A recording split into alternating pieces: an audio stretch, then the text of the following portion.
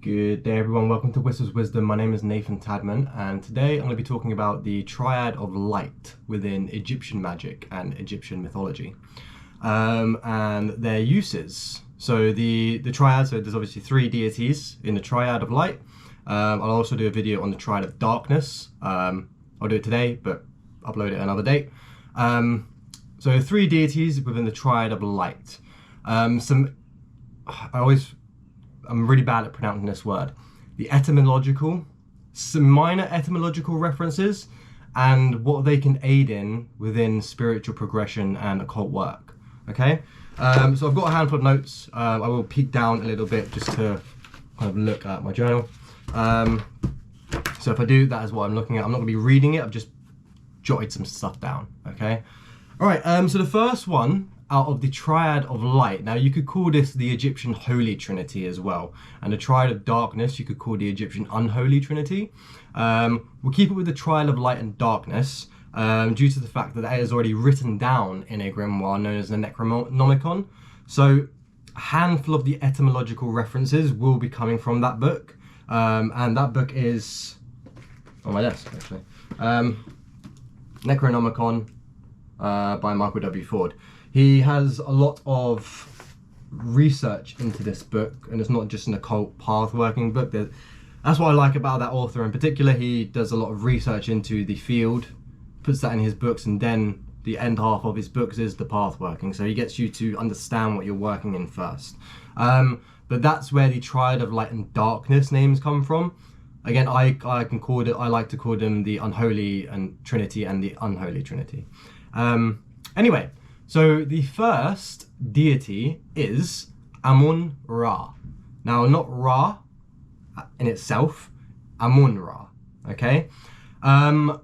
Amun-Ra contains the energy of Ra. It's much like Hecate, contains the energy of Heka, okay? So Amun-Ra contains the energy of Ra, and you could say some earthly additions. So for example, the Amun-Ra itself is depicted as a bull with horns with a solar disc. Okay. Also, just got the other names it is known as Amun, Amon, Amun-Ri, and Kematef. Probably pronouncing that bit wrong. And he is known as the Lord of Two Horns. Amun translates to the hidden one. Okay, so the animal of the ram is symbolic of fertility and the creative force. Okay, so this creative force is that solar force. Now, the solar force is a life-giving force, even though it can cause destruction through, excuse the cat by the way, through heat. So for example, the sun can still burn things, but it can also provide nutrients for growth. So plants don't grow without sunlight, but then plants can also burn in too much sunlight. You get what I'm going here. So that is the creative force behind Amun-Ra. Okay, so he has a solar nature, that nature being the nature of Ra inside Amun-Ra. Okay, all right, so what does he aid in? Now these aren't from the book. It doesn't even say what these deities aids in that book that I mentioned, okay? So this aids in part is all me. So Amun-Ra can aid in creative pursuits, okay? Any form of creative pursuits, whether that's creating art, business ventures, any form of creation, okay? It could be something like dancing, creating new choreograph, something simple as that. Any form of creation, Amun-Ra helps in. Okay, so that was creative pursuits. He also helps in seeing through illusions, so enabling and utilizing the solar energy to pierce through fake reality, you could say, or illusions, things that your ego, you could say, may perceive as real, but once you dissolve layers of that ego, you realize it's not real. Okay, but in a sense, the seeing through illusions, he helps you to see the different light spectrums as well, see into the different light spectrums, because this, you can say this reality right here is technically an illusion, because you're only seeing like 2% of the light spectrum, and the other 98%, the human eyes, well, they need to adapt to see it, but they typically can't see the other light spectrums, okay? So that is how he helps seeing through illusions. The last one I put here is, and I can't read this properly, aids with unlocking, aids with unlocking, this is similar to the illusion part, aids with unlocking hidden parts of the subconscious by shining light into what is hidden. So he can aid in diving into the depths. He can be the light that aids you in diving. He can give you light that aids you in delving into the depths of your subconscious, so you're still not blinded by the darkness down there, okay? It's kind of akin to Mark Allen Smith talking about Belial's scorpion god armor helping you travel through the abyss. Similar to that, it's not traveling through the abyss, but it's giving you this body of light that can help you delve into your dark subconscious mind, without that dark subconscious mind overriding you, okay? So that is Amun-Ra. Again, very small etymological references, but mainly talking about what they aid with, okay? And drink.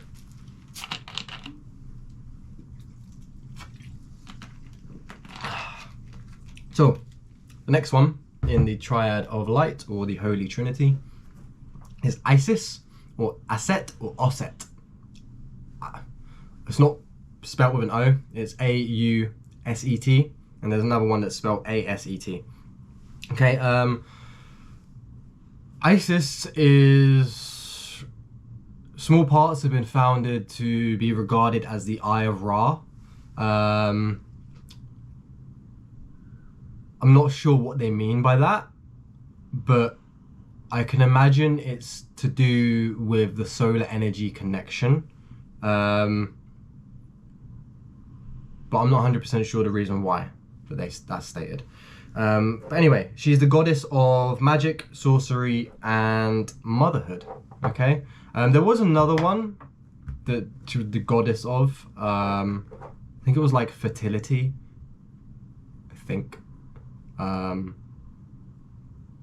Yes, I believe it was her that was the goddess of fertility. But there are also, any solar force can help with fertility, but Isis does help aid with. So, for example, if you're a woman, or a man actually, and for some reason you can't have children due to the nature of yourself. I forgot what the words is for being not even, your seed not working and your eggs not working. Forgot what it's called. But Isis can help with breaking down that barrier and reigniting your system to work properly.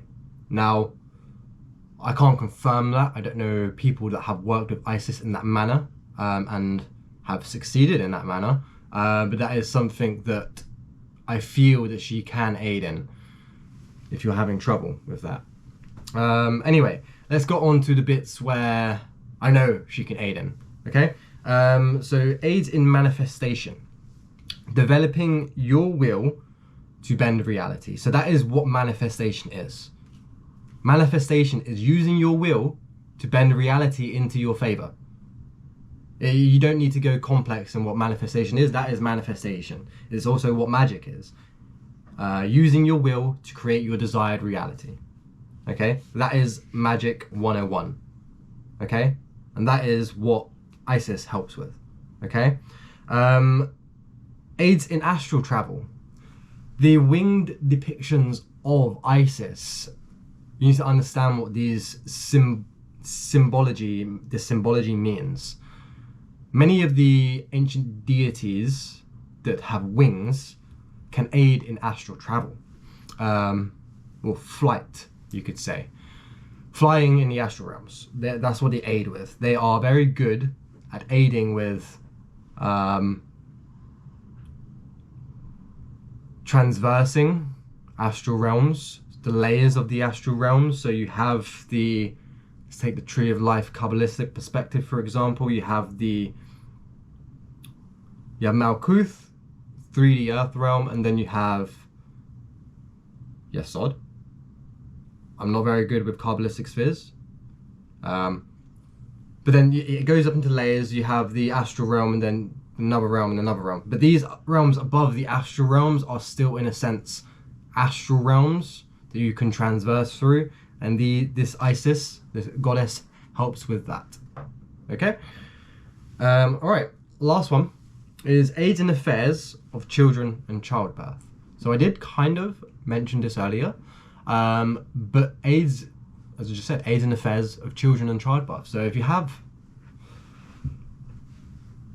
you could say, troubled children, this could be caused through having children early with the incorrect person. Like quite literally, people have demonic babies and wonder why their children are nut jobs. It's because you had a baby with the wrong person, and that energy of the child is a bit messed up. But yeah, Isis can help in aiding you in developing your child to be the best person they can be, and childbirth. So if anyone has issues with, mainly for females, stillbirth, if you had stillbirths before, things like that, anything to do with childbirth, she can help in. So like, she's gonna just magically make you have a baby but she can aid in it and aid in working through yourself. Maybe there is subconscious issues, physical ailments that are causing things to not go how you want it to go. Okay? Now, I'm not a doctor. I can't talk about those things in a way that a doctor can, but you get what I mean. Okay? Alright, last one of the Holy Trinity, or the Triad of Light, is Osiris. Now, a lot of people wouldn't think Osiris would be in a Triad of Light or a Holy Trinity. But Osiris is actually the god of the underworld and rebirth.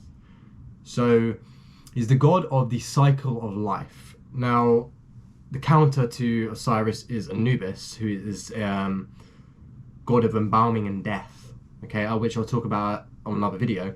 But yeah, he's the god of rebirth. Aids in understanding the cycle of life and death. So understanding reincarnation, and how to kind of get out of that cycle. Even though, not sure whether this is true, the cycle, when you die, your energy spreads out. It's like kind of like your DNA. Where like when you have children, your DNA is spreading out. So when you die, your energetic force goes out in multiple directions, and it can actually like attach to people. It's a very interesting reincarnation and life and death when you get into necromancy, because if you're a very avid believer in reincarnation and you start to practice necromancy, you wonder, wait, why is this soul not reincarnated? So some souls reincarnate, some souls get trapped, stuck in stasis in their own world because of what they experienced in their life. But that's what the great work is for. It's to get out of that trap of being stuck here. Okay. So yeah, as I said, he does have a similar nature to Anubis. They are both gods of the underworld, and aiding in necromancy. Anubis and Osiris can aid in that. Necromancy can come in many forms. Ancestor work is necromancy, Many tarot readers you watch are necromancers, channeling the dead. Any form of that is necromancy. Okay?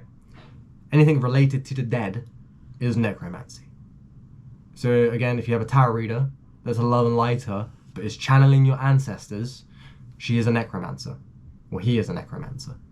Okay? Alright. This is an interesting one, actually. This part of what he aids in.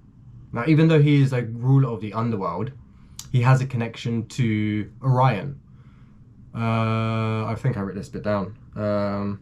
He who dwells in Orion is what he was known as. He actually aids in celestial magic.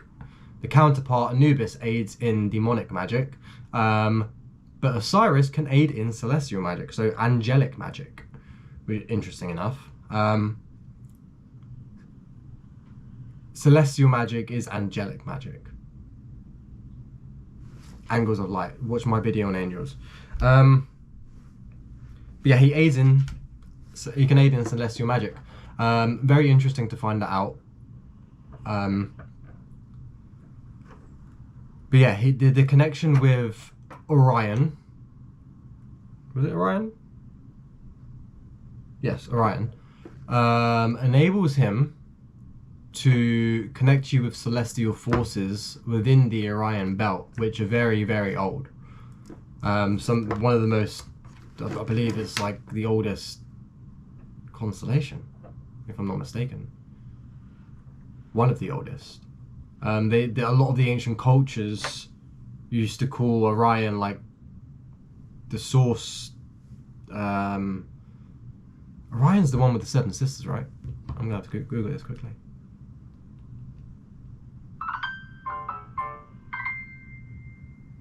I can't believe I'm forgetting this. If you're watching this and you know, then just don't worry. I need to quickly confirm this for myself. What is up with this phone? This is a weird phone.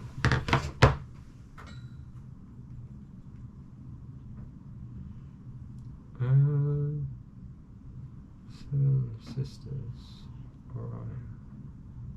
7 sisters.